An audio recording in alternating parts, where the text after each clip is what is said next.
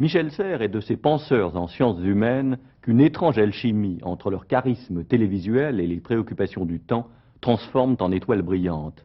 Il en avait été ainsi ces dernières années du philosophe Bernard-Henri Lévy ou du linguiste Claude Agege, de l'historien Emmanuel Leroy-Ladurie ou du neurophysiologiste Jean-Pierre Changeux.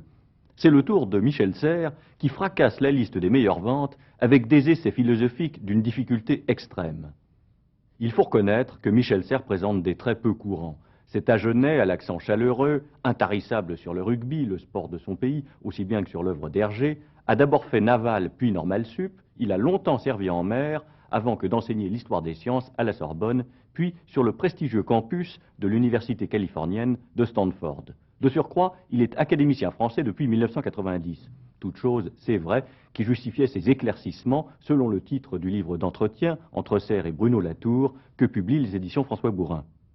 À dire vrai, l'ouvrage porte assez mal son titre car il est pour une part aussi difficile d'accès que les précédents travaux de l'auteur. Mais Serres est passionnant lorsque, quittant le champ strictement théorique, il évoque ses années de formation marquées par la violence. Ma jeunesse va de Guernica à Nagasaki en passant par Auschwitz. Et l'on partagera l'émotion de l'auteur quand il évoque son amitié avec Jacques Monod, le bonheur du métier d'enseigner ou son enthousiasme intact pour la philosophie.